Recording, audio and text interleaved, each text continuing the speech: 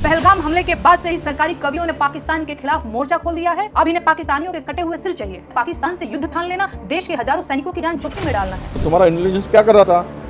वो फेल्यूर नहीं है, ये सरकार का फेल्यूर नहीं है। इस बारे में कोई बात नहीं करता। बात क्या करते हैं तो उन्होंने हिंदू का पूछ कर मारा।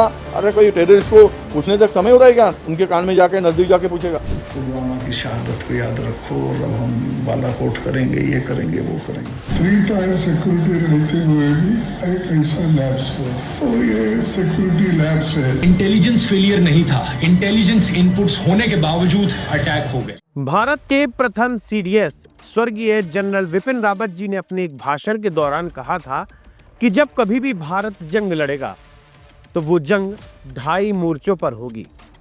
पहला मोर्चा पाकिस्तान, दूसरा मोर्चा चीन और 0.5 मोर्चा जो रहेगा वो भारत के अंदरूनी संघर्ष का रहेगा, मतलब आंतरिक संघर्ष का रहेगा। इन दिनों भारत और पाकिस्तान के बीच युद्ध का माहौल बना हुआ है, स्थिति बनी हुई है। इस दौरान लगातार पाकिस्तान कायराना हरकत करते हुए भारत के अलग अलग केंद्रों को चिन्हित करते हुए ड्रोन से हमला कर रहा है, साथ ही मिसाइल दाग रहा है, जिसके एवज में भारत भी कठोर कार्रवाई करते हुए सामना कर रहा है और जवाब दे रहा है। लेकिन वहीं दूसरी तरफ देखने को मिल रहा है कि भारत के अंदर ही एक धड़ा ऐसा है जो अपनी दबी जुबान में मंदी आवाज में लगातार विरोध प्रदर्शन कर रहा है। नमस्कार, मैं आशुतोष भार्गव, आप देख रहे हैं आयुध।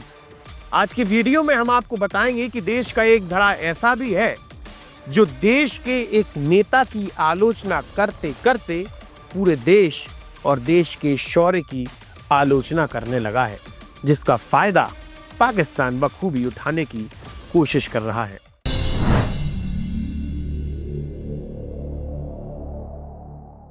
देखिए, आप नेता की आलोचना करते हैं, ठीक है, आप सरकार की आलोचना करते हैं, कोई बात नहीं, लेकिन जब आप देश की आलोचना करने लगते हैं तब वह असहनीय हो जाता है। आपको यह पता नहीं लगता कि आप नेता सरकार की आलोचना करते करते कब देश की आलोचना पर उतर आते हैं, देश की सेना की आलोचना पर उतर आते हैं। आप देश के शौर्य पर सवाल खड़े करने लगते हैं, जिसकी वजह से विरोधियों के सामने आप अपने देश की इज्जत को दांव पर रख देते हैं। दरअसल ये हम नहीं कहते, बल्कि पाकिस्तान आर्मी ऑफिसर्स बोल रहे हैं। कल शाम को एक पाकिस्तान में प्रेस कॉन्फ्रेंस का आयोजन किया गया था, जिसमें आर्मी ऑफिसर्स ने कहा है कि भारत इतनी बड़ी बड़ी बातें करता है, लेकिन भारत के ही अंदर रहने वाले लोग तो भारत की ही आलोचना कर रहे हैं, वहाँ की सरकार की आलोचना कर रहे हैं, जिसके बाद एक ही एक कर वीडियोस दिखाए जाते हैं। सबसे पहले हम शुरुआत करेंगे जम्मू कश्मीर के पूर्व एलजी सतपाल मलिक की। पाकिस्तान की सेना ने सतपाल मलिक के वो पुराने इंटरव्यूज दिखाए जिनमें लगातार सतपाल मलिक देश की सरकार की आलोचना कर रही हैं, लेकिन आज के समय वही सरकार की आलोचना शौर्य, पराक्रम और आर्मी की आलोचना बन गई है। वो अपने पुराने इंटरव्यूज में लगातार पुलवामा में हुए हमले और बालाकोट में हुए हमले के ऊपर सवाल खड़े कर रहे हैं। And listen to the truth of Pulwama by the governor of Kashmir at that time, the Indian Kashmir at that time. Pulwama की शहादत को याद रखो और अब हम बालाकोट करेंगे, ये करेंगे, वो करेंगे। तो उसको इलेक्शन के लिए यूज करना चाहते थे कि ये पाकिस्तान ने किया, हमारे जवान मारे और अब हम हराएंगे। अब ये सारा ऑनर्स पाकिस्तान की तरफ जाना है तो चुप रहिए। मतलब ये एक तरह की सरकार की चालू पॉलिसी थी कि blame Pakistan exactly and we will get credit and it will help our election. Exactly. So what's happening now? Is it something different? It's the same playbook. असल में उस समय उन्होंने तो इन बयानों को देकर अपनी राजनीति चमकाने की कोशिश की, लेकिन आज यही बयान पाकिस्तान अपनी प्रेस कॉन्फ्रेंस में पत्रकारों के सामने दिखा रहा है। ये कितनी शर्म की बात है। अगली वीडियो में देखिए, देश के कुछ ऐसे कंटेंट क्रिएटर्स हैं, कुछ ऐसे पत्रकार हैं, कुछ ऐसे पॉलिटिशियंस हैं, किसान नेता हैं, जिन्हें देश के सम्मान से कोई मतलब नहीं है, बल्कि मुद्दा यहाँ है कि देश की सरकार की या फिर देश के नेता की कैसे टांग खींची जाए। ये सारे के सारे बयान कांग्रेस पार्टी के राष्ट्रीय अध्यक्ष मल्लिकार्जुन खड़गे, अपने आप को वरिष्ठ कवयित्री कहने वाली नेहा राठौर, अपने आप को बहुत बड़े रिसर्चर और बहुत बड़े यूट्यूबर कहने वाले ध्रुव राठी, अपने आप को किसान नेता कहने वाले राकेश टिकैत, ये इन लोगों के बयान हैं जो कि भारत में रहते हैं, भारत का खाते हैं, लेकिन सवाल भी भारत की सरकार के ऊपर खड़ा करते हैं। ये वीडियोस के समय के हैं। असल में जिस समय पहलगांव में 26 निहत्थे हिंदुओं की निर्मम हत्या की गई, आतंकवादियों ने उन्हें गोलियों से भूंज दिया, जिसके बाद उन्होंने आतंकवाद के खिलाफ एक शब्द नहीं बोला, लेकिन सरकार की आलोचना करने में कसर भी नहीं छोड़ी। जिसके बाद उन्हीं वीडियोस को, उन्हीं क्लिप्स को उठाकर आज पाकिस्तान भारत की उस छवि को धूमिल करने का प्रयास कर रहा है और अपने आप को वैश्विक पटल पर संभालने का, सुरक्षित करने का प्रयास कर रहा है।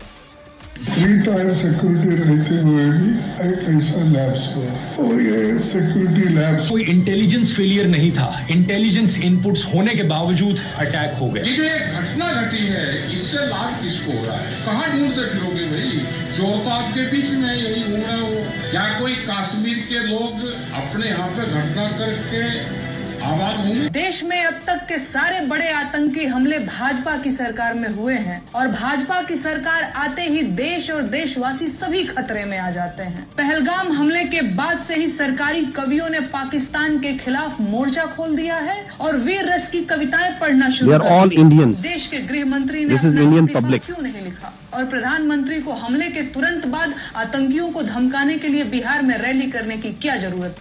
अभी जरा रुकिए। भारत में रहने वाला वामपंथी मीडिया के एक धड़ा ऐसा भी है जो कभी भी कश्मीर को भारत का हिस्सा मानता ही नहीं है। हम बात कर रहे हैं अरफा खानम शेरवानी की, जो लगातार विलाप करते हुए नजर आती हैं, जो हमेशा ये कहती हैं कि युद्ध से क्या होगा। इसी के साथ उन्होंने ये भी कहा है कि कश्मीर पाकिस्तान और भारत दोनों के बीच में, दोनों देशों के बीच में सैंडविच की तरह दबा हुआ है। मतलब आप भारत में रहती हैं और भारत में ही रहने के बावजूद आप कश्मीर को भारत का हिस्सा नहीं मानती। मान लेते हैं 54 साल बाद फिर से एक जंग इसको कह सकते हैं आप? मुझे एक परिभाषा के तौर पे बताइए, क्योंकि लोग तो काफी एक तरह से एक्साइटेड भी हो रहे हैं, कुछ लोग फिक्रमंद भी हो रहे हैं कश्मीर से। मैं उनके ट्विटर हैंडल्स के जरिए और कुछ कश्मीरी पत्रकारों को मैं देख रही हूँ और उनके ट्वीट्स पढ़ रही हूँ, वो कह रहे हैं कि बड़े फिक्रमंद हैं कि जाहिर है एक सैंडविच के तौर पर दोनों देशों के बीच फंसा हुआ है कश्मीर, और ये पूरा जो मामला है ये भी दोनों देशों के बीच कश्मीर को लेकर भी है। तो मुझे सबसे पहले बताइए, क्या आप इसको जंग मानते हैं? क्या भारत ने पाकिस्तान के ऊपर जंग छेड़ दी है? भारत तो सीधे तौर पे ये कह रहा है कि भाई हमने सिर्फ टेररिस्ट ठिकानों पर हमला किया है। क्यों कह रहा है भारत ऐसा? क्योंकि जो आवाज आ रही थी घर घर से, दर दर से, वो तो आ रही थी कि हमें जंग चाहिए, जंग से कम हम कुछ बर्दाश्त नहीं करेंगे। जिस समय भारत ने एयर स्ट्राइक की, उसके बाद भारतीय सेना ने छाती ठोककर ये कहा कि हमने पाकिस्तान में 9 आतंकी ठिकानों को जमींदोज कर दिया है। लेकिन उसके बावजूद भी ये अरफा खानम जो हैं वो लगातार ये कहती नजर आ रही हैं कि पाकिस्तान में बेगुनाहों की मृत्यु हुई है। इस बात का फैक्ट चेक मोहम्मद जुबैर ने भी नहीं किया।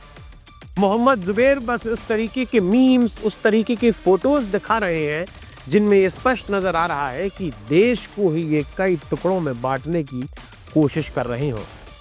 ये फोटो देखिए, तस्वीर देखिए।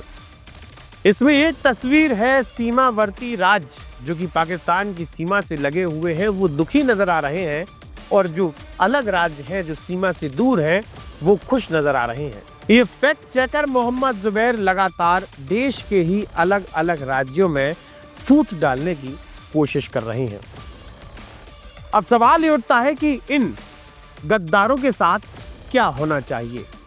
सबसे पहली बात तो यह है कि द वायर की एक वेबसाइट जिसकी सीनियर एडिटर हैं अरफा खानम शेरवानी, उसे भारत में बैन कर दिया गया है, जिसके बाद लगातार छाती पीटना वामपंथियों की शुरू हो चुकी है।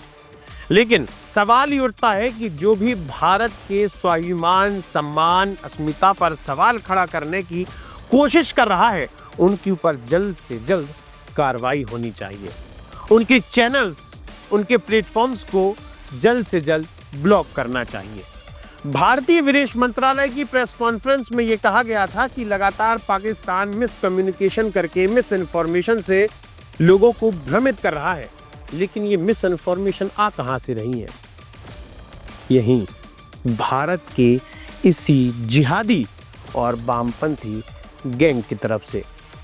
आप जुड़े रहिए हमारे साथ, देखते रहिए आयुध। आप हमारे चैनल को सब्सक्राइब कर सकते हैं। हम फेसबुक, इंस्टा, यूट्यूब, ट्विटर हर जगह मौजूद हैं। आपका बहुत बहुत धन्यवाद। लगातार जुड़े रहने के लिए आयुध को सब्सक्राइब जरूर करें।